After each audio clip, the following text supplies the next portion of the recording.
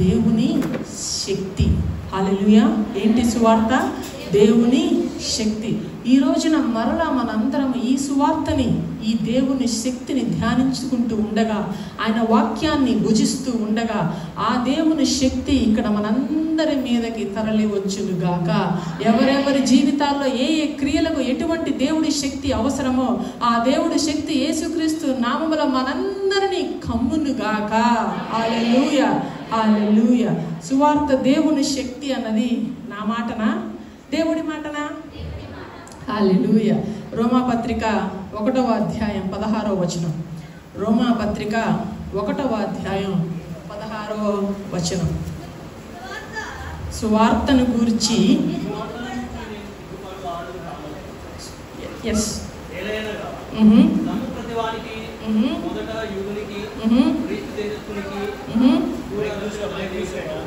అది దేవుని శక్తి అయి ఉన్నది. హల్లెలూయా. ఏమై ఉన్నదంట? సువార్తను గూర్చి నేను సిగ్గుపడే వాడిని కాను. ఎలా అనగా, ఎందుకు నేను సిగ్గుపడనంటే, అది నమ్ము ప్రతి వానికి, మొదట యూదునికి, తర్వాత గ్రీసు దేశస్తునికి. మరి మన సంగతి ఏంటండి అంటే, అక్కడ గ్రీసు దేశస్తులు అంటే కేవలం గ్రీక్ వాళ్ళమే కాదు, అన్యజనులందరికీ. మొదట దేవుడు ఎన్నుకుంది ఇశ్రాయేలీలు అనగా యూదులు, ఆ తర్వాత అన్యజనులైన మనందరికీ సువార్త వచ్చింది. మొదట యూదులకి, తర్వాత అన్యజనులకి, అందరికీ ఎంతమంది అయితే నమ్ముతారో వారందరికీ రక్షణ కలిగించి ఏమై ఉన్నదంట? దేవుని శక్తి అయి ఉన్నది. సువార్త అంటే అర్థం ఏంటి? రక్షణ కలిగించు దేవుని శక్తి. సువార్త అంటే రక్షణ కలిగించు దేవుని శక్తి. అసలు రక్షణ ఎందుకు అవసరం మనకి? ఎందుకు మనకి రక్షణ అవసరం? ఈ భూమి మీద మనిషి ఎందుకు మనకి రక్షణ అవసరం అని మనకి తెలియాలంటే, మనం మన పితరుల చరిత్ర, మన సృష్టి గురించి మనం మర్మాలు తెలుసుకోవాలి కదా. మనము మనిషిని ఎలా సృష్టించాడు దేవుడు అంటే, నాకు చిన్నప్పుడు బాగా గుర్తు. నేను చదువుకున్న స్కూల్లో ఒక బొమ్మ ఉండేది. ఫస్ట్ బొమ్మ ఒక కోతో ఒక చింపాంజియో ఇలా కూర్చొని ఉండేది. తర్వాత కొంచెం నిలబడి ఆ గొరిల్లానో ఆ చింపాంజినో ఆ కోతో చిన్న చిన్నగా వచ్చి ఏమైంది? మనిషి అయింది. దాన్నే డార్విన్ థియరీ అంటారు. ఈ రోజున సైన్స్ ఏం చెప్తుందంటే, మనిషి జంతువు నుంచి ఎవాల్వ్ అయ్యాడు. అంటే జంతువు క్రమక్రమంగా పరిపక్వత చెంది మనిషి అయ్యాడు అని ఈ రోజున స్కూల్లో పిల్లలకి బోధిస్తున్నారు. అది సాతాను యొక్క మోసపూరితమైన బోధ కాదా? సైన్స్ పేరుతో. అందుకే మన పిల్లలకి ఈ వాక్యం అనే కట్టు మన పిల్లలకి మనం నేర్పించాలి. ఈ వాక్యంలోని సత్యాలు మన పిల్లలకి మనం చెప్పకపోతే, సాతానుడు బయట ప్రపంచంలోనికి వాళ్ళు వెళ్ళినప్పుడు అబద్ధాలు వారికి నూరిపోస్తాడు. మన జంతువుల నుంచి వచ్చామా? కాదు కదా. సాక్షాత్తు దేవుడే తన స్వరూపంలో, తన పోలికలు, తన చేతితో మనందరినీ చేసుకున్నాడు. ఎవరి పోలిక? మనం మీ అందరూ అనుకోవచ్చు, నేను మా అమ్మ పోలిక, నేను మా నాన్న పోలిక. నో, మీరందరూ దేవుని పోలిక. హల్లెలూయా. నువ్వు ఎవరిలా ఉంటావు ఎవరన్నా అడిగితే, నేను నా దేవుడి పోలిక. కొన్నిసార్లు సమాజంలో మీ అమ్మాయి నలుపండి, మీ అమ్మాయి లావండి, మీ అమ్మాయి పొట్టండి, మీ అబ్బాయి కొంచెం లావండి అంటారేమో. నా దేవుని పోలిక నేను. ఎవరైనా మిమ్మల్ని చిన్నబుచ్చుతుంటే మిమ్మల్ని మీరు బలపరుచుకోండి. నా పరలోకపు తండ్రి నన్ను సృష్టించాడు, ఆయన పోలికలో నేను ఇలా ఉండటం, ఈ రూపంలో ఉండటం ఆయనకి ఇష్టం. ఆయనకి ఇష్టమైనప్పుడు మనుషుల అంగీకారంతో మనకి పనేంటి? అంతేనా? మీరెవరి పోలిక? సాక్షాత్తు పరమ తండ్రి పోలిక. ఆయన మనల్ని సృష్టించుకున్నప్పుడు ఎందుకు సృష్టించుకున్నాడు? ఆయనకి మనతో సహవాసం కావాలి, ఆయనకి మనతో సంబంధం కావాలి, మనతో రేయింపవళ్ళు మాట్లాడటానికి మనల్ని సృష్టించుకున్నాడు. అంతే కదా. మొదటి ఆదాము అవ్వని సృష్టించుకున్నప్పుడు ఏదైనా తోటలోకి ప్రతిరోజు దేవుడు వెళ్ళి వాడితో మాట్లాడుతూ ఉండేవాడంట. అవునా? ఎందుకంటే దేవుడికి మనం అంటే అంత ఇష్టం. ఇక్కడున్న మనందరం మన జీవితంలో ఏమేమి క్రియలు ఉన్నాయో, పాపపు క్రియలు ఉండవచ్చు, నా జీవితంలో కూడా ఉన్నాయి, అందరి జీవితాల్లో ఉంటాయి కదా. నేనేమి ఇక్కడ వాక్యం చెప్తున్నాను కాబట్టి పెద్ద పరిశుద్ధులని నేను చెప్పట్లా. కేవలం ఆయన కృపే, ఆయన రక్తంతో కడగబడిన పాత్రను కాబట్టే ఇక్కడ నుంచున్నాను. మన జీవితంలో ఎన్ని తప్పులున్నా వాటన్నిటినీ పక్కన పెట్టి ఆయన ప్రేమతో మనందరినీ ఈరోజు ఆయన ప్రేమిస్తున్నాడు. అటువంటి అంత ఇష్టం, అంత సహవాసం చేయటానికి మనందరినీ సృష్టించుకున్న ఆయన మన సృష్టించగానే ఒక మాట మనకి చెప్పాడు. ఏంటంటే ఆదికాండం 1వ అధ్యాయం 28వ వచనంకి వెళ్దామా? ఆదికాండం 1వ అధ్యాయం 28వ వచనం. దేవుడు వారిని ఆశీర్వదించెను, ఎట్లనగా మీరు ఫలించి అభివృద్ధి పొంది విస్తరించి భూమిని నిండించి దాన్ని లోపరుచుకునుడి.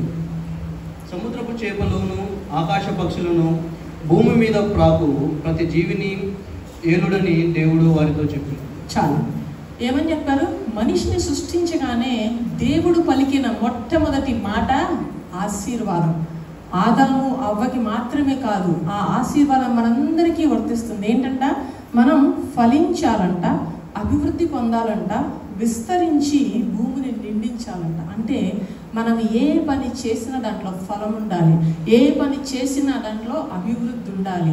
అన్ని రకాలుగా ఆధ్యాత్మికంగామైన, లోకపరమైన, లేక శారీరక విషయంలో ప్రతి దాంట్లో మనం అభివృద్ధి పొందాలి అని దేవుడు ఆశీర్వదించాడు. చాలామంది అనుకుంటారు అది ఒక ఆజ్ఞ, అది ఒక వాగ్దానం అని. అది వాగ్దానం కాదు, అది మన తత్వం. ఏంటి? మన తత్వం. వాగ్దానానికి తత్వానికి ఉన్న తేడా ఏంటి? వాగ్దానం నువ్వు ఇది చేస్తే నీకు ఇది వస్తుంది అనేది వాగ్దానం. తత్వం అంటే నీ ఓన్ నేచర్. ఇప్పుడు మనం పుట్టి పెరుగుతున్నప్పుడు ఆక్సిజన్ పీల్చుకోమని మనకు ఎవరన్నా చెప్తున్నారా? ఆటోమేటిక్గా మనం పీల్చుకుంటున్నాం. మన లంగ్స్ అలా పనిచేస్తున్నాయి. మన గుండెని కొట్టుకోమని ప్రతి నిమిషం గుండె కొట్టుకో యేసునామంలో ఎవరైనా చెప్తున్నారా? ఇక్కడ లేదుగా. గుండె కొట్టుకుంటూనే ఉంటుంది. ఎందుకు? అది దాని తత్వం. అలాగే మనుషులమైన మన తత్వం ఏంటంటే, దేవుడు మన పట్ల కలిగిన గొప్ప ప్రణాళిక ఏంటంటే విస్తరించటం మీ అందరి నా తత్వం, అభివృద్ధి పొందటం మీ అందరి తత్వం నా తత్వం, అనారోగ్యమే లేని జీవితం మీ అందరి తత్వం నా తత్వం, విస్తరించటం, భూమిని నిండించటం, ఫలించటం మీ అందరి తత్వం, ప్రతి మానవుడి తత్వం. అదే దేవుడు మానవుడి పట్ల కలిగి ఉన్న గొప్ప ప్రణాళిక. అంత మాత్రమే కాదు, ఇక్కడ ఈ వచనంలో ఇంకేం చెప్పారు? ప్రతి జీవిని మనం ఏలాలంట. సముద్రం మీద, సముద్రంలోన, ఆకాశంలోను, భూమి మీద ఉండే ప్రతి జీవిని మనం ఏలాలంట. ఆదాము అవ్వంట ఆ ఏదెను తోటలో సింహాల మధ్య, పులుల మధ్య చాలా ఫ్రీగా తిరిగారంట. ఈరోజు తిరగలమా? లేదు కదా. మహా అయితే కుక్కనో పిల్లినో పక్కన పెట్టుకుని ఫోటోలు దిగుతామేమో, అంతే కదా. అదే సింహం, పులి వస్తే ఎటు వారు అటు పరుగు. మరి ఏలమని చెప్పిన దేవుడు విస్తరించి అభివృద్ధి అది మన తత్వం అని చెప్పిన దేవుడు, ప్రతి జీవిని ఏలమని చెప్పిన దేవుడు, భూమిలో నువ్వు నాటితే విత్తనం రావాలి అని చెప్పిన దేవుడు, అంత గొప్పగా మన పట్ల ప్రణాళిక కలిగి ఉన్న దేవుడు. కానీ ఈరోజున మన జీవితాలు ఎందుకు ఇలాగ ఉన్నాయి? మొక్క విత్తనం నాటితే భూమి వైపు చూడాల్సి వస్తుంది. ఆకాశం వాన కురిపిస్తేనే పంట, అవునా? మరి జంతువులు ఏలాల్సిన మనము ఆ జంతువులకు ఎందుకు భయపడుతూ ఉన్నాం? ఎందుకు విస్తరించడం, ఫలించడం, అభివృద్ధి పొందడం ఇంత కష్టంగా ఉన్నాయి మన జీవితంలో? ఎందుకంటే దేవుడు, మనము ఆయన మహిమను కోల్పోయాము కాబట్టి ఆయన పట్ల మనకున్న ఆశీర్వాదముని, ఆ చిత్తమును కూడా మనము కోల్పోయాం. ఎప్పుడైతే పాపము మనిషి మీదకి వచ్చిందో ఆటోమేటిక్గా ఆయన తలంచిన ఆ గొప్ప ప్రణాళికలన్నిటి నుంచి మనం ఆటోమేటిక్గా దూరం అయిపోయాం. కానీ పాపం ఏంటి? ఆదాము అవ్వ ఏం పాపం చేశారు? ఉన్నదే ఇద్దరు, అవును కదా. ఇద్దరిని కొట్టుకున్నారా, తిట్టుకున్నారా? బైబిల్ ఎక్కడ మనకు చెప్పలేదే.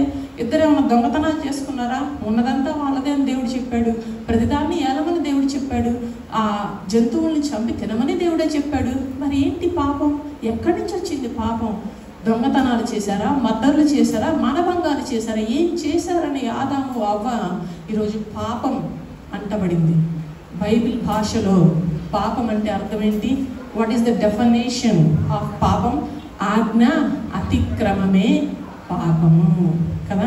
దేవుడు అన్ని ఆశీర్వాదాలు అంతటిని వారి చేతిలో పెట్టి ఒక ఆజ్ఞ వారికి ఇచ్చాడు. ఏమాజ్ఞది? ఒక ఫలమును తినవద్దు. ఆదికాండం 2వ అధ్యాయం 17వ వచనంలో మనం చూడొద్దు. అయితే మంచి చెడ్డల తెలివినిచ్చు వృక్ష ఫలమును తినకూడదు, నీవు వాటిని తిను దినమున నిశ్చయంగా చచ్చదవని నరుడికి ఆజ్ఞాపించెను.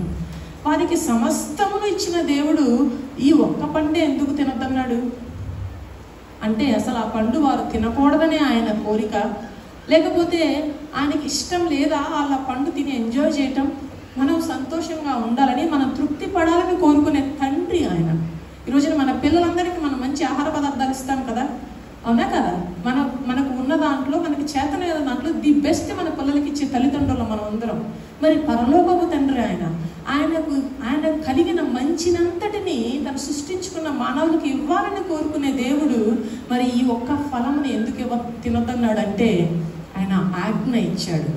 ఆజ్ఞ ఇచ్చి ఆ ఆజ్ఞ ఆదాము అవ్వ పాటిస్తారా లేదా అని పరీక్ష పెట్టాడు. మీరు గమనించండి, సాతాను వచ్చి అవ్వతో మాట్లాడటం దేవుడికి తెలుసా తెలీదా? దేవుడికి తెలిసే వచ్చింది కదా. దేవుడికి తెలియకుండా అసలు ఏదైనా జరుగుతుందా? దేవుడు కావాలి అనుకుంటే సాతాను ఆపగలిగేవాడా లేదా? ఖచ్చితంగా ఆపగలిగేవాడు కదా, అవునా?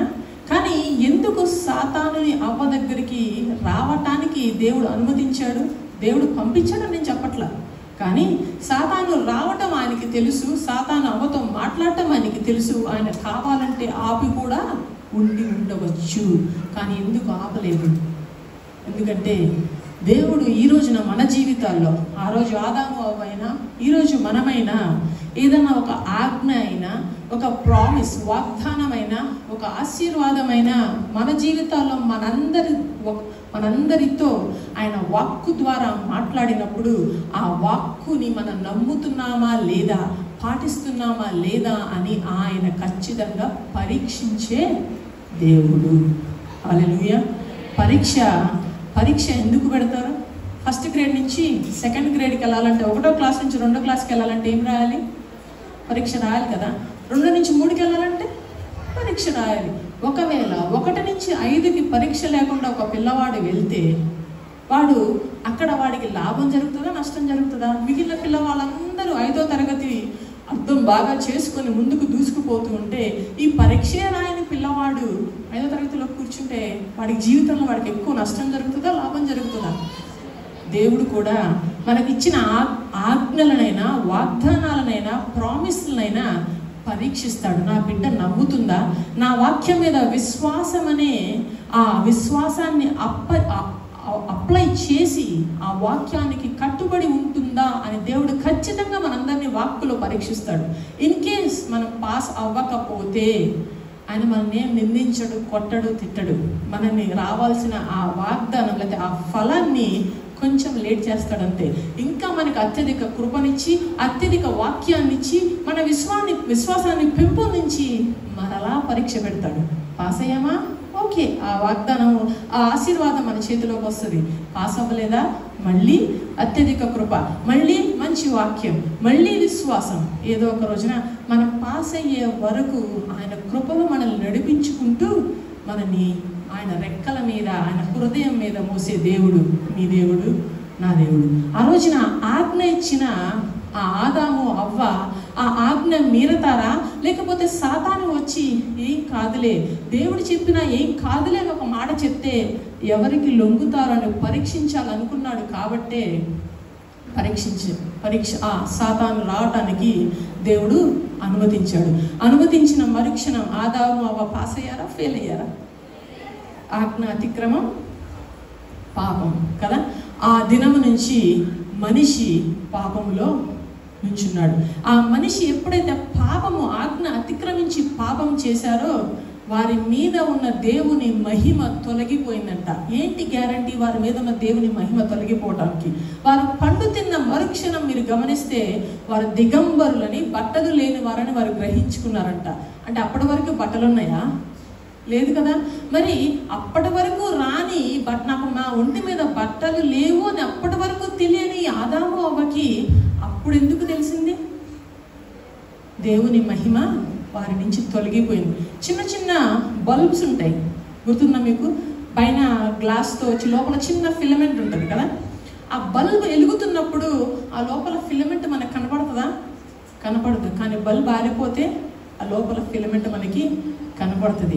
ఆదాము అవ్వ కూడా ఆ వెలుగు, దేవుని మహిమ వారి మీద ఉంది కాబట్టే వారి దిగంబరులని, నగ్నంగా ఉన్నారని వారు గుర్తించలేదు. ఎప్పుడైతే ఆ ఆజ్ఞ అతిక్రమించారో ఆటోమేటిక్గా దేవుడి మహిమను వారు కోల్పోయారు కదా. దేవుడి మహిమను కోల్పోయినప్పుడు వారి శరీరాలు వారికి కనిపించాయి. అదే వారు పాపంలో ఉన్నారు, పాపము చేశారు అనటానికి రుజువు. మరి ఆ పాపమునికి పరిహారం ఎక్కడ? దేవునికి మనకి ఉండాల్సిన సహవాసము, దేవుడు మన పట్ల కలిగి ఉన్న ప్రణాళిక ఆ ఒక్క ఆజ్ఞ అతిక్రమంతో తెంచివేయబడింది. ఈ రోజున ఈ భూమి మీదకు వచ్చే ప్రతి మనిషి, ఏ మతమైనా, ఏ కులమైనా, ఏ అంతస్తైనా, ఏ దేశమైనా, ఏ రాష్ట్రమైనా, ఇప్పటిదాకా వచ్చిన వారు, ఇప్పుడు ఉన్నవారు, రేపు రాబోవారు, ప్రతి మనిషి ఆ మొదటి ఆదాము విత్తనమే. అంటే ప్రతి మనిషిలో జన్మ పాపం ఉంది. అవునా? జన్మ పాపం ప్రతి మనిషిలో ఉంది. అది మాత్రమే కాదు, జన్మ పాపంతో పాటు మనం పెరిగి పెద్దవుతున్నప్పుడు ఈ భూమిలో, ఈ భూలోక సంబంధమైన దేవత సాతానుడు మన అన్ని రకాలుగా శోధించి కామ క్రోధ మదమాశ్చర్యాలకు మనల్ని గురి చేసి మనలో కర్మ పాపాలు అంటే మన క్రియలు, మన ఆలోచనలు, మన తలంపులు కూడా మనిషి మీద పెడుతున్నాడు. జన్మ కర్మ పాపములు మనిషి మీద ఉన్నాయి కాబట్టే ఈరోజు నా తండ్రికి మనందరం దూరమై ఉన్నాం. మరి రక్షణ అవసరమా? అదే రక్షణ. రక్షణ అంటే ఏంటి? దూరమైన నీ తండ్రి దగ్గరకు నిన్ను తీసుకువెళ్ళేదే రక్షణ.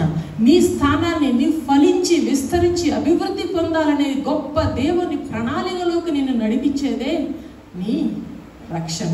కానీ ఈరోజు మరి ఆ రక్షణ ఎలా వస్తుంది? నాకు దేని ద్వారా ఆ రక్షణ నేను పొందుకోగలను? నా క్రియల ద్వారానా, నా మాటల ద్వారానా, నా చదువు ద్వారానా, నా అంతస్తు ద్వారానా? ఎలాగా మనము రక్షణ పొందుకోవచ్చు? హెబ్రీయులకు రాసిన పత్రిక 9వ అధ్యాయం 22వ వచనం. హెబ్రీయులకు రాసిన పత్రిక 9వ అధ్యాయం 22వ వచనం. మరియు ధర్మశాస్త్ర ప్రకారం సమస్త వస్తువులను రక్తము చేత శుద్ధి చేయబడని, రక్తము చిందింపకుండా పాప క్షమాపణ కలగదనియు సామాన్యంగా చెప్పవచ్చు. పాప క్షమాపణకి ఏం కావాలి? రక్త ప్రోక్షణం, రక్తము చిందించటం అవసరం. ఆ రోజు ఆజ్ఞ అతిక్రమము ద్వారా జరిగిన పాపము జన్మ పాపము కావచ్చు, లేదా మనము పెరుగుతున్న జీవన విధానంలో సాతానుకు లోబడిపోయో బలహీన క్షణాల్లోనూ మనం చేసే కర్మ పాపము కావచ్చు. అది ఏ పాపమైనా రక్తము చిందించకుండా పాపమునకేం కలగదంట? క్షమాపణ కలగదు. రక్షణ మనకు అవసరం, అంగీకరించామా కదా? ఆ రక్షణ ఎలా ఉంది? రక్షణకి పాప క్షమాపణ జరగాలి. ఆ పాప క్షమాపణకి రక్తము చిందించబడాలి. మరి ప్రశ్న, అది ఎవరి రక్తము? పాత నిబంధన గ్రంథంలో ఎడ్ల రక్తము, మేకల రక్తము ఇచ్చి పాపాన్ని కప్పివేసేవారంట. అంటే ఇది పాపమైతే దీని మీద ఒక దుప్పటి, కానీ అది కంప్లీట్గా క్షమాపణని అనుగ్రహించలేదు. అదే హెబ్రీయులకు రాసిన పత్రిక 10వ అధ్యాయం 4వ వచనం. ఎలయనగా ఎడ్ల యొక్కయు మేకల యొక్కయు రక్తము పాపములను తీసివేయుట అసాధ్యము. పాపములను తీసివేయుట అసాధ్యము అంటే అది నిజమే కదా.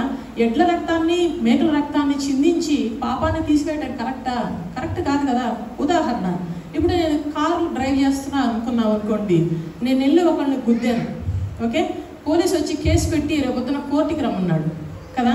నా ఇంట్లో పెంపుడు కుక్క ఉంది, అయితే పెంపుడు మేక ఉంది, ఆ మేకను పంపిస్తానంటే ఒప్పుకుంటాడా? ఎందుకు? తప్పు చేసింది ఎవరు కదా. మరి మనిషి తప్పు చేసినప్పుడు పాప పరిహారం ఎవరు చెల్లించాలి? మనిషే చెల్లించాలి. ఆదాము అవ్వలు ఎవరు? మనిషి. తప్పు చేసింది మనిషి. మరి ఎడ్ల రక్తం, మేకల రక్తము పంపిస్తే ఈ లోకం కోట్లే ఒప్పుకోనప్పుడు నీతిమంతుడు, పరిశుద్ధుడు అయిన నీ దేవుడు, నా దేవుడు ఎడ్ల రక్తాన్ని, మేకల రక్తాన్ని తీసుకొని పాప క్షమాపణ ఎలా ఇవ్వగలడు? ఇవ్వలేడు కదా. న్యాయమే కదా, అంతేనా? మరి ఎడ్ల రక్తము, మేకల రక్తము పనికిరాదు, పోనీ మన రక్తం పనికొస్తుందా? ఎందుకు? మన విత్తనమే పాపపు విత్తనం. ఒక మామిడికాయ విత్తనాన్ని వేస్తే మామిడి పండే వస్తుంది కదా, యాపిల్ పండు వస్తుందా? రాదు. మరి పాపపు విత్తనంలో నుంచి వచ్చే రక్తము పాపమే. మరి ఆ పాపం మీద పాపపు రక్తాన్ని ధారపోస్తే పాప క్షమాపణ కలుగుతుందా? కలగదు. అందుకే జన్మ కర్మ పాపములు లేని మనుష్యుని రక్తం చిందించబడాలి. హల్లెలూయా.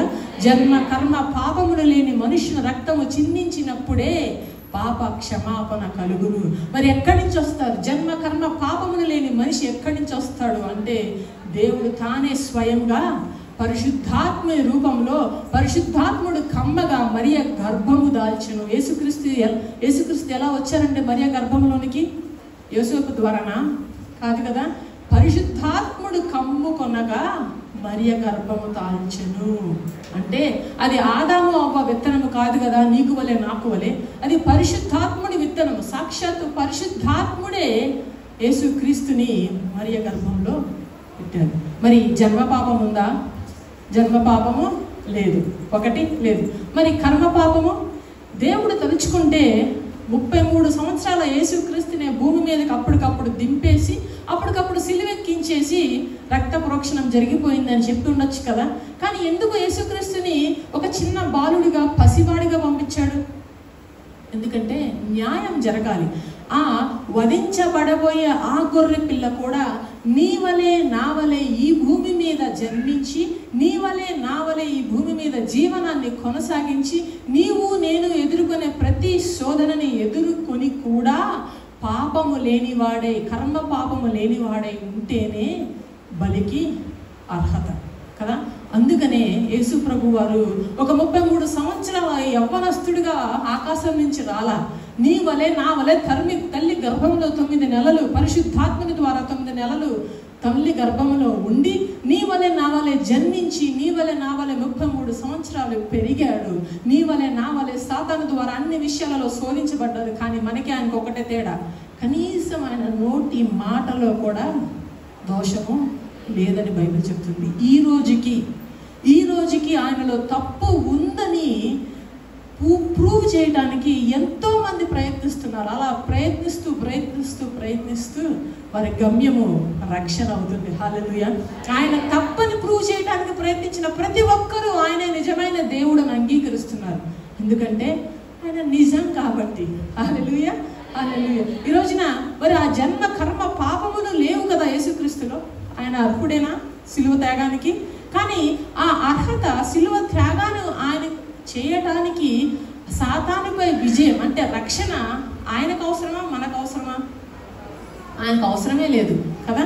తండ్రి మహిమను వదిలి సమీపింపరాని తేజస్సులో తండ్రి నివసిస్తుంటే, తండ్రి బాబులో వాక్యమై ఉన్న ఆ దేవుడు ఆ మహిమనంతటినీ వదిలేసి నీ కొరకు నా కొరకు శరీరధారి వచ్చి 33 సంవత్సరములు జన్మ కర్మ పాపములు లేకుండా జీవించి సిలువ ఎక్కిన చివరి క్షణం వరకు మనుషులు దెప్పి పొడుస్తున్నా, ఉమ్మి వేస్తున్నా, చెంపదెబ్బలు కొడుతున్నా, పిడిగుద్దులు గుద్దుతున్నా, శరీరాన్ని 39 కొరడా దెబ్బలతో చీల్చుతున్నా, మారు మాట్లాడకుండా రక్త ప్రోక్షణం చేశాడంటే ఆ రక్షణ ఎవరికి అవసరం? సాతానుపై విజయం ఎవరికి అవసరం? మనకు అవసరం. ఆయనకు అవసరం లేదు కదా. ఆయన ఆల్రెడీ దేవుడు. కానీ మన అవసరాన్ని గుర్తించి ఎప్పుడైతే ఆయనకి మనకి మధ్యలో దూరం పెరిగిందో ఆ దూరాన్ని తట్టుకోలేకపోయాడు. కాబట్టి సాక్షాత్తు ఆయన వచ్చి రక్తాన్ని చిందించి ఆ రక్షణని మనకి అనుగ్రహించాడు. ఎంత గొప్ప దేవుడు కదా. హల్లెలూయా, హల్లెలూయా. ఎవరైనా పిలిచామా, యేసు ప్రభువా మాకు రక్షణ కావాలి నువ్వు రా అని? మనమే కాదు, మన పితరులు ఎవరైనా పిలిచామా? పిలవలా. కానీ ఆయనే మొదటి వచ్చాడు. ఎందుకు తెలుసా? ప్రేమ, లవ్. ప్రేమ ఎప్పుడు మొదటి అడుగు వేస్తుందంట. ప్రేమ మొదటి అడుగు, ఎటువైపు ప్రేమ ఉంటే ఆ ప్రేమ మొదటి అడుగు వేస్తుందంట. మనం ఆయన్ని ప్రేమించేది కాదు, ఆయన మనల్ని ఎంత ప్రేమిస్తున్నాడో ఈ ఒక్క ఉదాహరణ చాలదా? మరి ఎందుకు దేవుడు ప్రేమని నువ్వు ఆస్వాదించకుండా ఎందుకు దేనికి భయపడుతున్నావు? ఎందుకు జీవితంలో ఆందోళనలు? దేనిని చూసి భయం? ఏ సాతానుని సపరేట్ చేయగలదు దేవుని యొక్క మహోన్నతమైన ప్రేమ నుంచి? నువ్వు అడగకుండానే నీ కోసం తన సర్వాన్ని విడిచి వచ్చి తన సర్వాన్ని సెలవులో ధారపోసాడే. నీ జీవితాన్ని, నా జీవితాన్ని ఆయన కట్టలేడా? ఆయన ప్రేమ మనకి సరిపోదా? ఎంత అంత ప్రేమించే దేవుడు. హల్లెలూయా. మరి ఆ రక్షణ మనకు అవసరం. ఆ రక్షణ రక్త ప్రోక్షణం ద్వారానే కలుగుతుంది. ఆ రక్త ప్రోక్షణం జన్మ కర్మ పాపములు లేని యేసు ప్రభువు సిలువ త్యాగము ద్వారా, ఆయన మరణించి తిరిగి లేవటం ద్వారా మనకి కలుగుతుంది. అది రక్షణ. మరి ఎవరెవరి కోసం ఆయన చనిపోయారు? క్రైస్తవుల కోసమా? నేను చిన్నప్పుడు ఈ మాట అనేదాన్ని. యేసు ప్రభువు అమెరికా దేవుడంట. ఎవరి దేవుడంట? అమెరికా దేవుడంట. ఎవరెవరికి ఆ రక్షణ వస్తుంది? అసలు ఎలా పొందుకోవాలి? ఎస్, ఆయన చనిపోయాడు సిలువలో, కరెక్టే. మరి నేను ఆ రక్షణని ఎలా పొందుకోవాలి? ఎఫెసీయులకు రాసిన పత్రిక 2వ అధ్యాయం 8-9. ఎఫెసీయులకు రాసిన పత్రిక 2వ అధ్యాయం 8-9. మీరు విశ్వాసము ద్వారా కృపచేతనే రక్షింపబడి ఉన్నారు. ఇది మీ వలన కలిగినది కాదు, దేవుని వరమే. అది క్రియల వలన కలిగినది కాదు, కనుక ఎవడనూ అతిశయపడటానికి వీలు లేదు. రక్షణ దేవుడిచ్చిన వరం, అంటే గిఫ్ట్ కదా. ఆయన తన సొంత కుమారుణ్ణి పంపించి తన రక్త ప్రోక్షణ ద్వారా, తన సిలువ త్యాగం ద్వారా రక్షణని మనకు ఒక గిఫ్ట్లా మనకిస్తే, ఈరోజు నేను నా నీతి క్రియలు, నా మంచి క్రియలు, నేను జీవితంలో పుట్టిన దగ్గర నుంచి నేను అంతా మంచి చేస్తున్నాను అని మన క్రియలను బట్టి మనం ఆయనకు దూరమై, ఆయన అక్కడ గిఫ్ట్ ప్యాకేజ్ని పెడితే చేయి చాచి అందుకోవటానికి మనకి చేత కావట్లేదేమో. రక్షణ దేవుడిచ్చిన వరం, ఇట్స్ ఎ గిఫ్ట్. గిఫ్ట్కి మనం ఎప్పుడైనా వెల చెల్లిస్తామా? వెల చెల్లించాం. ఈ 2000 సంవత్సరాలు అయింది ఆయన సిలువ ఎక్కి. 2000 సంవత్సరాల నుంచి ఈ రోజు వరకు మన తినే తిండి నుంచి, ఉండే ఇల్లు నుంచి, కట్టుకునే బట్ట నుంచి, వేసుకునే చెప్పు నుంచి, తలకి పెట్టుకునే పిన్ను దగ్గర నుంచి ప్రతి ఒక్కటి ధర పెరిగిందా లేదా? పెరిగిందా? ధర పెరగని గిఫ్ట్ ఏదైనా ఉందంటే అది రక్షణ మాత్రమే. అది రక్షణ మాత్రమే. ఎందుకు ధర పెరగలేదు? ఆయన రక్తము, ఆ రక్తం యొక్క ఉన్న శక్తి, ఆ దేవుని శక్తి నిన్న నేడు రేపు ఏకరీతిగా ఉండే శక్తి. ఆయన ప్రేమను ఎందుకు ఎంతకాలం ఆ రక్షణని తోసిపుచ్చుతాం? ఎందుకు ఆ దేవుని శక్తిని మనం అంగీకరించట్లేదు? ఎందుకు ఈ మతాల మాయలో, కులాల మాయలో పడి క్రీస్తుని ఏదేదో అనుకొని ఎంతకాలం ఆయన నీ కోసం అందించిన ఆ గిఫ్ట్కి దూరంగా బతుకుతావు? ఆ గిఫ్ట్ను అందుకోవాల్సిన సమయం నేడే. బైబిల్ రక్షణకి ప్రతిదానికి టైం ఉంటుందని బైబిల్ చెప్తుంది.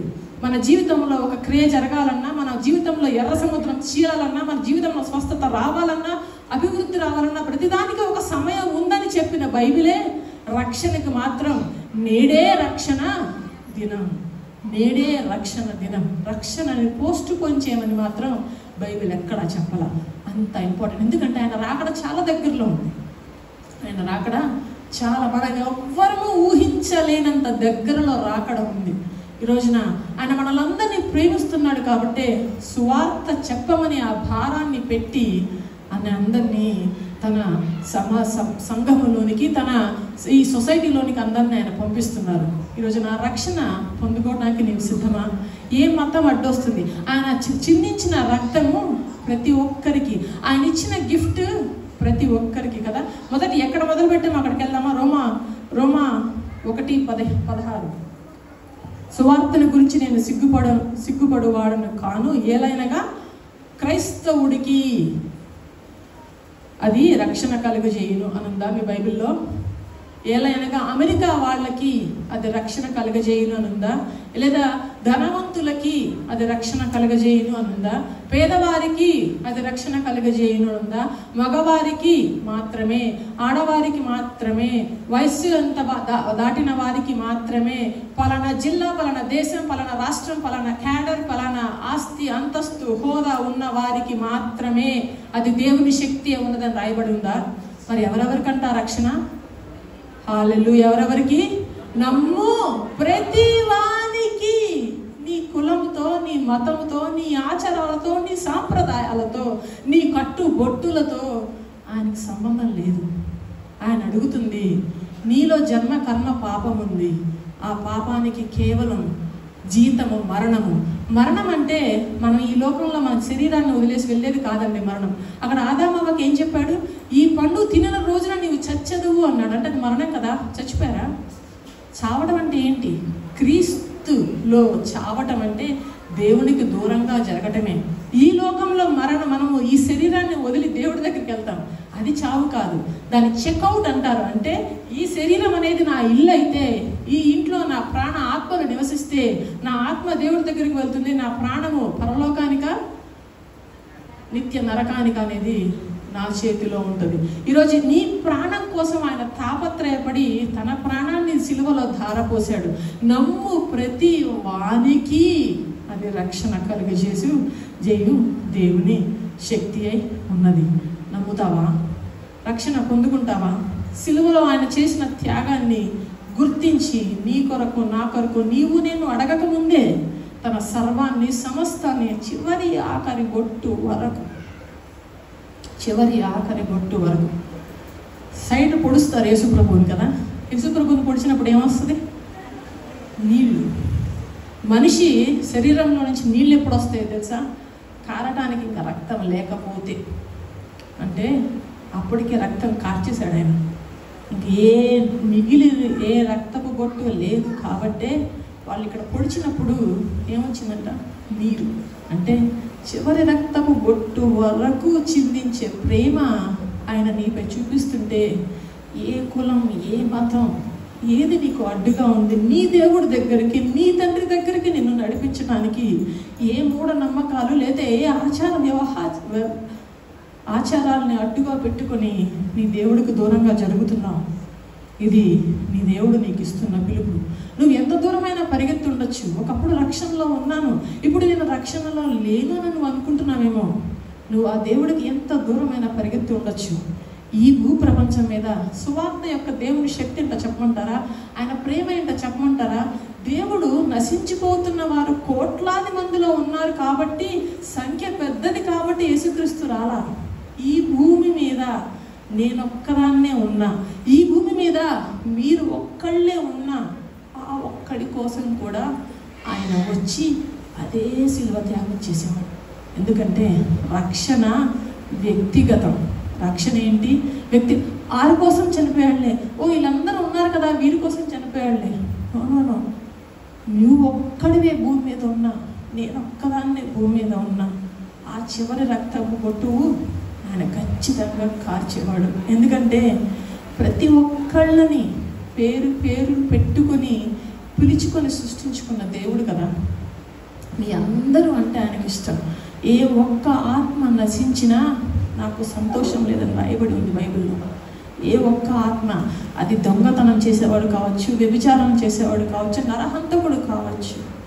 చాలామంది అంటారు, చాలా మతాలు బోధిస్తాయి దుష్ట శిక్షణ శిష్ట రక్షణ, చెడుని చంపేసి వధించి మంచిని కాపాడాలి అని కదా. కానీ క్రీస్తు మాత్రమే అందరినీ బతికించాలి అంటాడు. ఇదేం లాజిక్ అండి? ఒక ఉదాహరణ, ఇప్పుడు నా ఇంటి పక్కన ఒక అబ్బాయి, నా ఇంటి పక్కన ఉండే వాళ్ళ ఇంట్లో ఒక అబ్బాయి తప్పు చేశాడు అనుకోండి, దొంగతనం చేశాడు అనుకుందాం. పోలీసులకు పట్టిస్తామో పట్టించమో? న్యాయమే కదా. తప్పు చేశాడు, దొంగతనం చేశాడు, ఎవరికి నష్టం కలిగించాడు, పోలీస్ స్టేషన్కి వెళ్ళాలి. ఆ దొంగతనం చేసిన వ్యక్తే నా ఇంటి వ్యక్తి అయితే, నేను కన్న వ్యక్తి అయితే, నా సొంత మనిషి అయితే పోలీస్ స్టేషన్ దగ్గరికి వెళ్ళి ఏమడుగుతావు పోలీస్ని? అయ్యా క్షమించయ్యా, తెలియక చేశాడేమో క్షమించయ్యా అంటే పోలీస్ వాడు అంటాడమ్మా జరగాల్సిన నష్టం జరిగిపోయింది, పాపము జరిగిపోయింది, క్షమాపణ కుదరదు, శిక్ష పడాల్సిందే. దేవుడు కూడా క్షమాపణ ఆయన పాపానికి పరిహారం చెల్లించాల్సిందే ఉన్నాడు. ఎందుకంటే ఆయన పరిశుద్ధ దేవుడు.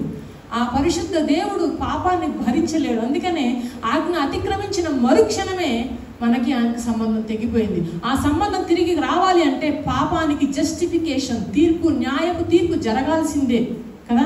జీపు జరగాల్సినప్పుడు నేను వెళ్ళంటాను, అయ్యా నా బిడ్డ నేను చేయొద్దయ్యా, కావాలంటే ఆ బిడ్డ ప్రదేశంలో నేను వెళ్తా, నేను ఊరికమ్మ ఎక్కుతా, నేను జైలుకి వెళ్తా అని అంటామా లేదా?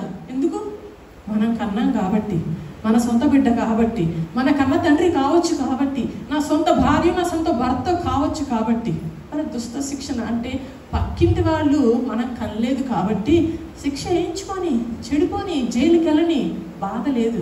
అదే నీ నా కన్న బిడ్డో నా కన్న తండ్రో కలితే భార్య భర్త అక్కో తమ్ముడో అన్నో అయితే నీ నా సొంత మనిషి అయితే బాధపడవా? రక్షించాలని చూసుకోవా? యేసుక్రీస్తు చేసింది అదే కదా. ఎస్, ఈ లోకం వాళ్ళని వ్యభిచారం అనొచ్చేమో, సాతాను మాయలో పడి వారు నరహంతకులుగా మార్చచ్చేమో, ఆ రోజున ఉమ్మి వేస్తున్న, చెంపదెబ్బలు కొడుతున్నా, మేకులు కొడుతున్నా, ముళ్ళ కిరీటం పెడుతున్నా, ఆయన చిత్రహింసలకు గురి చేస్తున్నా మీరేమి చేయుచున్నారో వీరికి తెలియదు, క్షమించమని అడిగాడు. ఎందుకు? వారు ఏం చేస్తున్నారు వాళ్ళకి తెలియదా? తెలియకుండానే చేశారా? వాళ్ళందరూ చిన్నపిల్లలా? అలాంటి చిన్న బాబులా? కాదుగా, నీలా నాలా అన్నీ తెలిసిన మనుషులేగా. మరి ఎందుకు వారు ఏమి చేయుచున్నారో వారికి తెలియదు ప్రభువా అని ఆయన మొరపెట్టుకున్నాడు. ఆ బల్లెల్లో పొడిచిన వాడిని కూడా, ఆ ముళ్ళ కిరీటాన్ని పెట్టిన వాడిని కూడా, ఆ మేకులు కొట్టిన వాడిని కూడా, ఆ శరీరాన్ని దున్ని 39 కొరడా దెబ్బలతో చీల్చిన వాడిని కూడా ఆయన ప్రేమించాడు. వారందరి కోసం కూడా రక్తము కార్చాడు. మరి అంత గొప్ప దేవుని ప్రేమకు ఇంకెంతకాలం దూరం? అంత గొప్ప దేవుని ప్రేమలో వర్తిల్లకుండా ఇంకెంతకాలం భయం? ఎందుకు? దేవుని ప్రేమ నీకు సరిపోదా?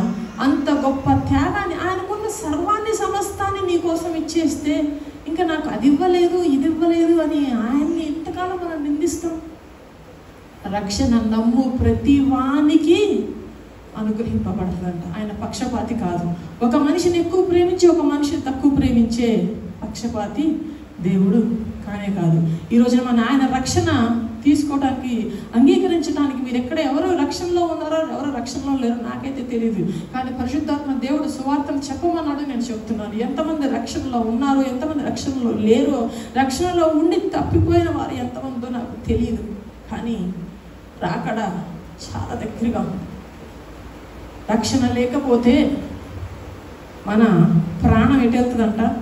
నిత్య నరకం. అక్కడ అగ్ని ఆరదు, పురుగు చావదు. మీ కుటుంబ సభ్యులు రక్షణలో ఉన్నారా? మీ స్నేహితులు రక్షణలో ఉన్నారా? మీ బంధువులు రక్షణలో ఉన్నారా? మీరు నేను మాత్రమే రక్షణ పొంది నిత్యత్వంలోనికి నడుచుకుంటూ వెళ్తే, మన సొంత వాళ్ళు రక్షణ లేక నిత్య అగ్నిలో వండుతుంటే ఒక్కసారి ఊహించండి. బాధగా లేదా? భారంగా లేదా? టైం లేదు. రక్షణ, ఆయన రాకడ చాలా సమీపంగా ఉంది. ఆయన రాకడ సమీపంగా ఉంది కాబట్టే సాతానుడు మరింత వేగంగా మోసపూరితమైన బోధలతో అన్ని మార్గములు ఒక దేవుడికే. ఎన్ని మార్గాలు ఉన్నాయి? ఎంతమంది పరిశుద్ధాత్ముని ద్వారా గర్భం దాల్చారు? ఎంతమంది జన్మ కర్మ పాపములు లేకుండా వచ్చారు? 33 సంవత్సరాలు నీ వలె నా వలె ఎంతమంది జీవించారు? ఎంతమంది మీకోసం నేను రక్తం చిందిస్తున్నానని సిలువెక్కారు? ఎంతమంది సిలువ మీద మరణించి పాతి పెట్టబడ్డారు? ఎంతమంది పాతి పెట్టబడిన వారు తిరిగి లేవబడ్డారు? ఒక్క నజరేయుడైన యేసుక్రీస్తు తప్ప. హల్లెలూయా, హల్లెలూయా. ఈ రోజున చనిపోయిన ప్రతి ఒక్కరికి జ్ఞాపకార్థ కూడిక చేస్తాం.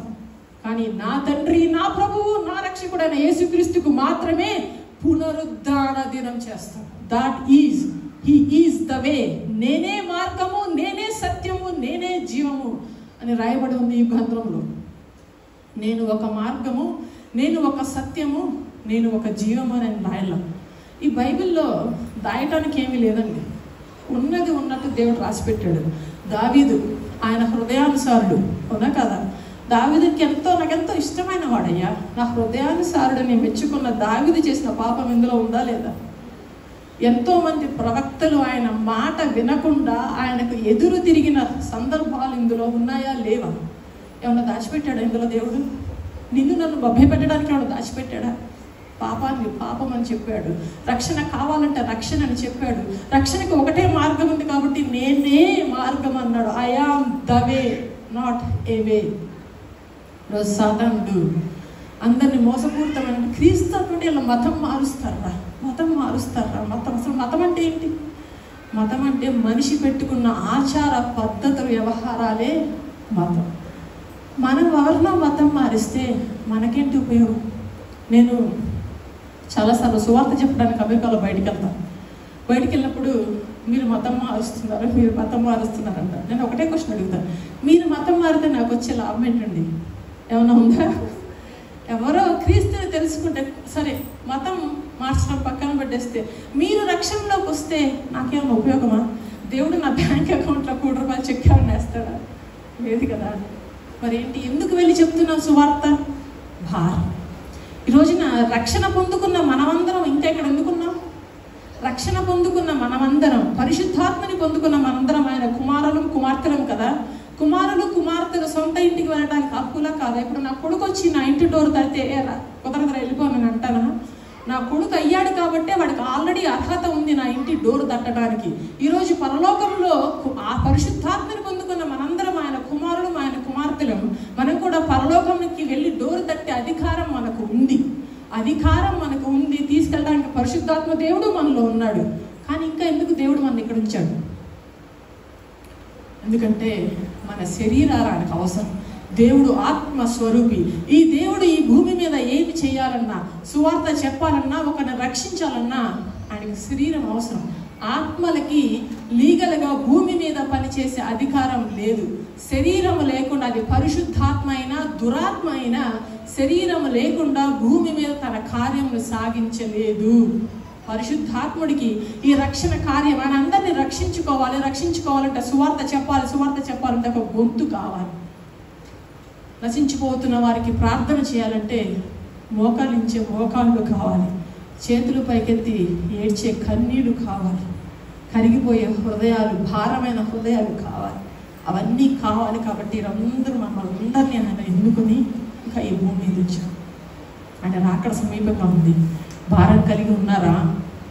ప్రార్థిస్తున్నారా మీ తోటి వారి కోసం, రక్షణ లేని వారి కోసం? ఇది సమయం.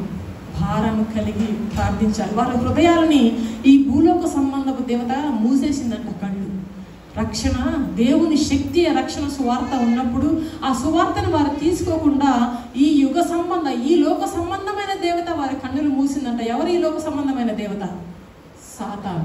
సాతాను కన్నులు మూసింది. ఆ మూయబడిన కన్నులు తెరవాలంటే ఆ పొలం దున్నబడాలి. ఆ పొలము దున్నబడాలంటే రాళ్ళు, కటిక రాళ్ళు, ఆ మతపరమైన ఆచారాలు, కుల మతాలతో కప్పి ఆ హృదయం గట్టి రాయి వలె ఉన్న ఆ హృదయం మెత్తబడాలంటే నా కన్నీరు వాటి మీద చిందబడాలి. ఆ భారం మనం కలిగి ఉంటే రక్షణ మన అందరికీ అనుగ్రహింపబడుతుంది. చివరగా రక్షణ ఎలా వస్తుంది? రోమీయులకు రాసిన పత్రిక 10వ అధ్యాయం 10వ వచనం నాకు చాలా ఇష్టమైన వచనం. రోమీయులకు రాసిన 10వ అధ్యాయం 10వ వచనం. ఎలాగనగా నీతి కలుగునట్లు మనుష్యుడు హృదయంలో విశ్వసించును, రక్షణ కలుగునట్లు నోటితో ఒప్పుకొనును. హల్లెలూయా. ఏం చేయాలంటే రక్షణ కలగాలంటే మన ఆస్తిపాస్తులన్నీ అమ్మేసి మన పేదరికంలో బతుకుతూ యేసుక్రీస్తు ప్రభువును ఒప్పుకోవాలా? లేదు. హృదయంలో విశ్వసించాలంట, నోటితో పలకాలంట. రక్షణకి 2 జరగాలి. మొదట హృదయంలో విశ్వాసము, తర్వాత నోటితో ఒప్పుకొనటం. ఏమని విశ్వసించాలి, ఏమని ఒప్పుకోవాలి? అదే రోమీయులకు రాసిన పత్రిక 10వ అధ్యాయం పైన వచనం 9వ వచనం. అదేమనగా యేసు ప్రభువని నీ నోటితో ఒప్పుకొని దేవుడు మృతులలో నుండి ఆయనను లేపనని నీ హృదయమందు నీవు విశ్వసించిన యెడల నీవు రక్షింపబడుదువు. హల్లెలూయా. ఏమని? యేసు కూడా ప్రభువు అని ఒప్పుకోమనుంది. అక్కడ ఏమన్నది మీ బైబిల్లో? యేసు కూడా ప్రభువే అని ఒప్పుకుంటే రక్షణ ఉందా? యేసే ప్రభువు అని నీ నోటితో ఒప్పుకొనినై దేవుడు మృతులలో నుండి ఆయనను లేపనని నీ హృదయమందు విశ్వసించిన యెడల నీవు రక్షింపబడదు. అంతే. మనం పుట్టినప్పుడు జన్మకర్మ పాపాల్లో మన జీవితం నిత్య నరకం వైపు ప్రయాణిస్తూ ఉంటే ఆ రక్షణ సువార్త, దేవుని శక్తి మన వద్దకు ఎప్పుడు వస్తుందో అది మన హృదయాన్ని తాకినప్పుడు మన హృదయాల్లో విశ్వసించి నోటితో అవును యేసుక్రీస్తు నా కొరకు చనిపోయారు, ఆయన నా సొంత రక్షకుడుగా అంగీకరిస్తున్నానని మన నోటితో పలికినప్పుడు ఆటోమేటిక్గా మన జీవిత గమనం నరకం నుంచి నిత్యత్వంలోనికి వెళ్ళిపోతుంది. అంతే రక్షణ. చాలామంది ఏమంటారు తెలుసా సువార్త చెప్తే? ఇంత సింపులా? అంతేనా? నా నీతి క్రియలు వద్దా? నేను మంచిగా బతకొద్దా? ఎంత సింపుల్. నా దగ్గరికి 4 క్వశ్చన్స్ వస్తాయి ఎప్పుడైనా స్వార్థ చెప్పడానికి వెళ్ళినప్పుడు. ఇది చాలా సింపుల్గా ఉంది నమ్మటానికి. నేను నిత్యత్వం వెళ్ళటం నా హృదయంలో విశ్వసించి నోటితో పలకటమేనా? చాలా సింపుల్గా ఉందే అని అంటారు. మరి దేవుడు కదా మన బిడ్డలకి సింపుల్గానే చేస్తాడు కానీ కష్టపెట్టాలని అనుకోడుగా. ఇక్కడ ఎంతమంది తన పిల్లలకి మధ్యాహ్న భోజనం కావచ్చు, రాత్రి భోజనం కావచ్చు, మీరు పొలంకి వెళ్ళి పంట పండించి కూరగాయలు కోసుకొని తెచ్చి కట్ చేసుకొని వండుకొని అప్పుడు తినరా అని చెప్తారు? లేదా మనము కష్టపడి మనము వండి అన్నీ సిద్ధపరిచి తినటానికి రెడీగా ఉన్న ప్లేట్ని మన పిల్లల ముందు పెట్టి అవసరమైతే తినిపించే తల్లిదండ్రులు ఎంతమంది ఉన్నారు? చేస్తారా? హల్లెలూయా. అత్యధిక శాతం వాళ్ళే కదా. ఎవరైనా రోజు పొద్దునే పిల్లల్ని బయటికి పంపి నీ ఫుడ్ నువ్వే సంపాదించుకో, కూరగాయలు తెచ్చుకో, వచ్చి వండుకొని కట్ చేసుకొని నీ ఫుడ్ నువ్వే తిప్పేవాళ్ళని ఉన్నారా? కాదు. ఎందుకు? మన పిల్లల్ని మనం ప్రేమిస్తున్నాం, వారికి కావాల్సింది వారికి మనం అందిస్తాం. దానికి కావాల్సిన బ్యాక్గ్రౌండ్ వర్క్ అంతా, అది డబ్బు కావచ్చు, లేకపోతే కావాల్సిన ముడి పదార్థాలు కావచ్చు, అన్నీ మనమే తయారు చేసి వండి వారికి వడ్డిస్తాం. రక్షణ కూడా అంతే కదా. ఆయన రక్షణకి ఏమేమి కావాలో రక్త ప్రోక్షణ అంతా ఆయన చేశారు. ఆయన చేసి మనం ఏమడుగుతున్నారు? నేను నీ ప్రదేశంలో నీ స్థానంలో సిలువలో నేను చనిపోయానని నువ్వు గుర్తెరిగి నీ నోటితో ఒప్పుకుంటే నీవు రక్షణ పొందుకుంటావు. ఎస్, సింపులే. దేవుడు కాబట్టి, నీ నా కన్న తండ్రి కాబట్టి, నిన్ను నన్ను ప్రేమించాడు కాబట్టే అంత రక్షణని ఫ్రీ గిఫ్ట్గా మనకిచ్చాడు. ఆయన గిఫ్ట్ ఫ్రీ గిఫ్ట్ అంటున్నాం అంటే దానికి వెల కల్లించాల్సిన అవసరం లేదేమో, కానీ అది చీప్ గిఫ్ట్ అయితే కాదు. సాక్షాత్తు ఆ పరమదేవుని రక్తముతో స్థాపించబడిన గిఫ్ట్. ఆయన మన కన్న తండ్రి కాబట్టి. మరి నా నీతి క్రియలు ఏంటండి? ఎవరైనా యేసుక్రీస్తుని సొంత రక్షకుడుగా అంగీకరించి బయటికి వెళ్ళి నానా విధమైన తప్పులు చేసి లోపలికి వచ్చి చర్చిలో కూర్చొని విశ్వసించి నేను రక్షణ పొందుకున్నాను, నాకు శిక్షే లేదంటే మరి వాళ్ళ పరిస్థితి ఏంటని అడుగుతారు. కరెక్టే. యేసు ప్రభువుని సొంత రక్షకుడుగా అంగీకరించినప్పుడు మన పాతవి గతించాలంట, సర్వము నూతనం అవ్వాలంట.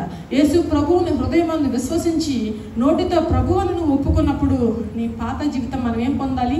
మారు మనస్సు. మన దేవుడు మన దగ్గర నుంచి కోరుకునేది క్షమాపణ కాదు, మారు మనస్సు. అంటే మన పాపపు జీవితంలో, పాపపు తలంపుల్లో మనం వెళ్తుంటే దేవుడు యూటర్న్ తీసుకో, ఇటువైపు వెళ్ళి.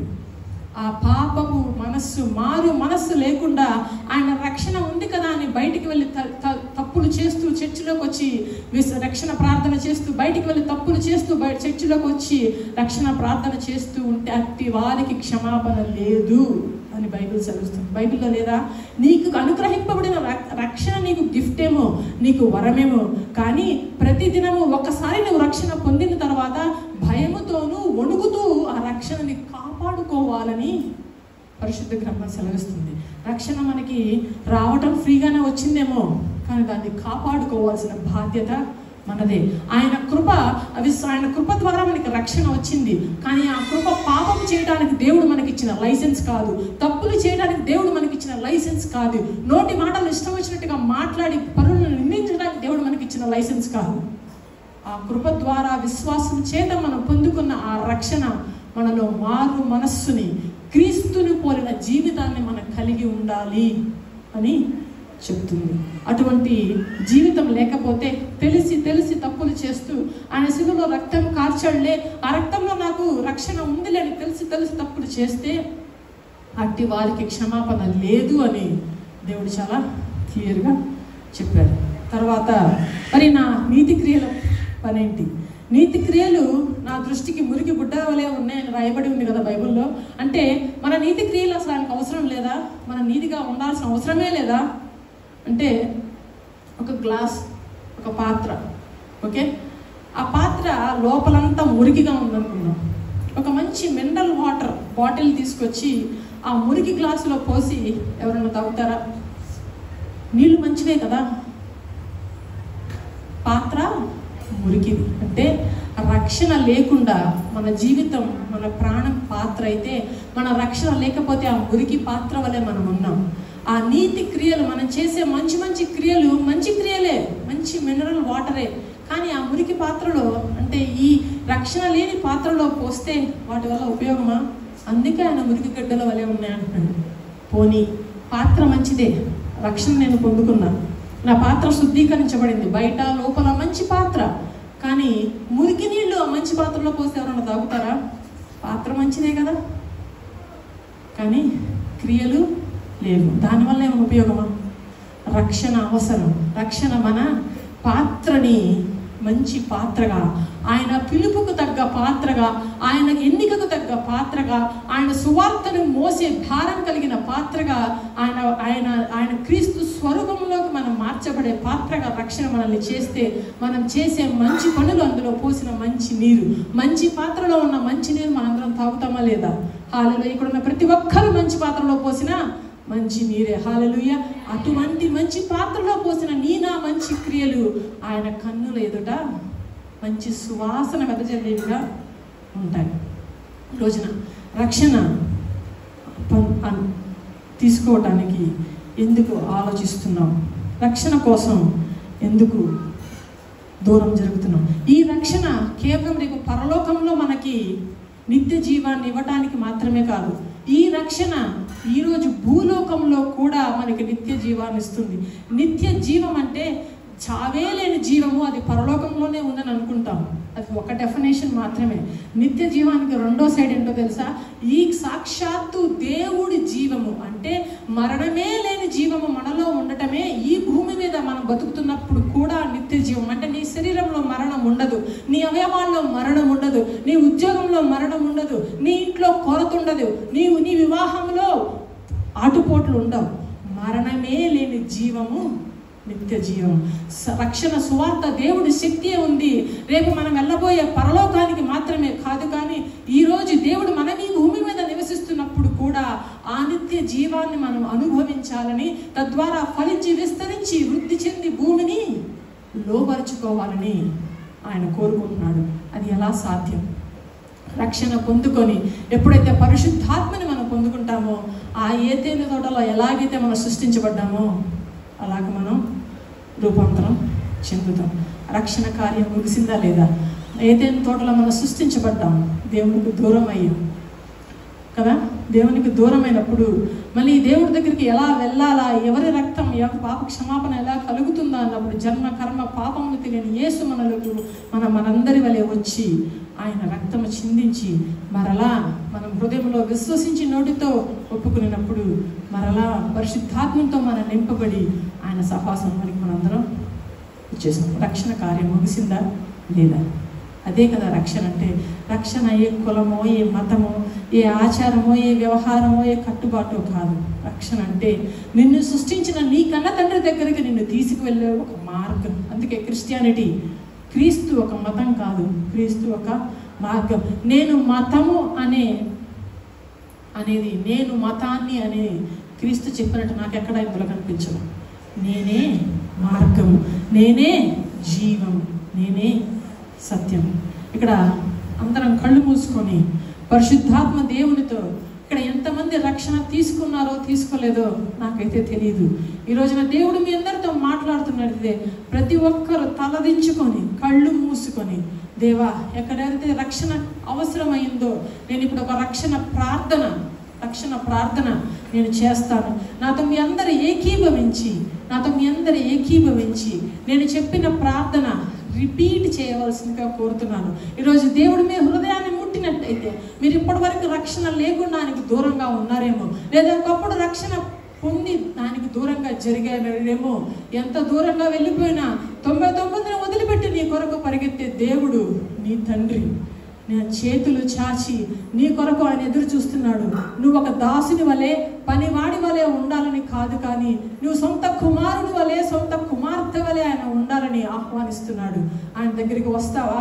రక్షణ పొందుకుంటావా?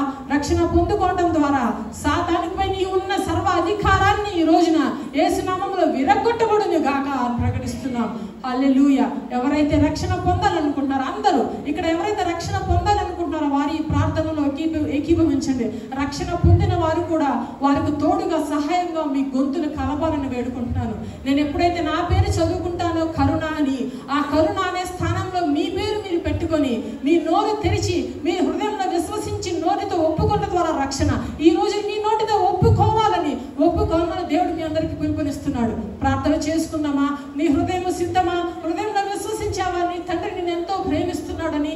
నోటితో ఒప్పుకోవడానికి నీవు సిద్ధమా? ప్రార్థన చేసుకుందాం. అందరూ తలలు వంచి, అందరూ కళ్ళు మూసుకొని రక్షణ ప్రార్థన చేసుకుందాం. పరలోకమందున నా తండ్రి, పెద్దగా బిగ్గరగా నేను చెప్పిన ప్రార్థన మళ్ళీ మీరు రిపీట్ చేయాల్సిందిగా కోరుతున్నాను. పరలోకమందున నా తండ్రి, నేను కరుణ యేసుక్రీస్తు నా ప్రదేశంలో నా శిలువపై మరణించి నా కొరకై, నా పాపముల కొరకై రక్తము కార్చి నా స్థలములో మరణించి తిరిగి లేచాడని నేను హృదయంలో విశ్వసిస్తున్నాను. దేవుడు యేసుక్రీస్తుని మృతుల నుండి లేపనని నేను నమ్ముతున్నాను. తద్వారా యేసుక్రీస్తుని నా సొంత రక్షకునిగా ఈ రోజున అంగీకరిస్తున్నాను. ఈ జీవితం యేసుక్రీస్తునికే అంకితం. ఇది మొదలుకొని రక్షణ నా జీవితంలోనికి వచ్చి ఉన్నది. సాతానా, నీకు నా శరీరం మీద కానీ, నా ఆత్మ మీద కానీ, నా ప్రాణం మీద కానీ ఎటువంటి అధికారము లేదని యేసు నామములో గద్దిస్తున్నాను. Thank you Jesus. తండ్రి నీకు వందనాలు. నీ కుమారుడిని నా రక్షణార్థమై పంపించినందుకు నీకు వందనాలయ్యా. పరిశుద్ధాత్మ దేవుడా, ఇదిగో యేసు ప్రభువుని నేను అంగీకరించి ఉన్నాను. ఇదిగో నా శరీరము ఇప్పుడు దేవాలయము. రమ్ము తండ్రి, నా శరీరంలో నివసించుము. నీ సహవాసము నాకు దయచేయమయ్యా. ఎవరెవరైతే పరిశుద్ధాత్మని పొందుకున్నారో వారు బిగ్గరగా నోరు తెరిచి అడగండి. పరిశుద్ధాత్ముడా తండ్రి, నన్ను నింపయ్యా, నన్ను నింపయ్యా. నా గిన్నె నిండి పొంగి పొరుల వరకు నన్ను నింపయ్యా. నీ ఆత్మతో నన్ను ఇంకొకసారి అభిషేకించయ్యా. ఆత్మల భారాన్ని నా మీద పెట్టయ్యా. నాయనా, నీ రక్షణ విషయమే నన్ను వాడుకో అయ్యా. గొప్పగా వాడుకో తండ్రి. నా శరీరంలో ఉన్న ప్రతి అనారోగ్యము, నా శరీరంలో ఉన్న ప్రతి అవయవము పరిశుద్ధాత్మని శక్తి వలన జీవించును గాక. నా జీవితంలో ఇక మరణము లేదు గాక. గట్టిగా సాతానుకు వినపడాలి ఈరోజు. నీ జీవితం యేసుక్రీస్తు వశమని, సాతానుకు ఏ శక్తి లేదని బిగ్గరగా గొంతెత్తి చెప్తామా? సాతానుకు వినపడాలి ఈరోజు. సాతానుకు వినపడాలి. హల్లెలూయా. Thank you Jesus. Let us pray. పరిశుద్ధుడా, పరమ తండ్రి, దేవరాజా, నీకు వందనాలయ్యా. వందనాలు తండ్రి.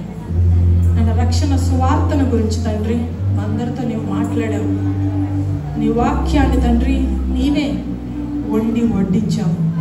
అవును ప్రభువా, మమ్మల్ని ఎంతగానో ప్రేమించి, దేవుడు లోకముని ఎంతగానో ప్రేమించి, నన్ను ఎంతగానో ప్రేమించి, మమ్మల్ని ఎంతగానో ప్రేమించి నీ కుమారుణ్ణి మా కొరకే పంపించావే.